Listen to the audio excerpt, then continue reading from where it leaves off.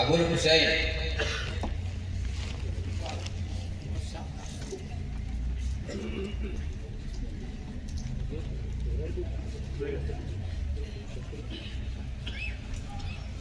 দৌরা হাদিসর ওয়ারিদিন তলবাবর পক্ষ থেকে মাদ্রাসার আসাসাই কারামে কিছু হাদিয়া এনজেন দিদা করছেন।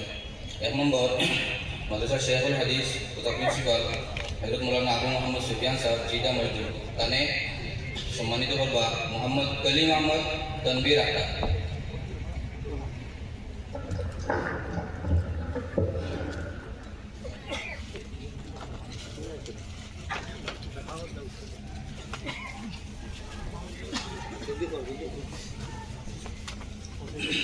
মাদ্রাসার মুহাদ্দিস হযরত মাওলানা আব্দুল খালিক সাহেব মানপত্র প্রদান করবা জাবির হোসেন মনসুর আহমদ।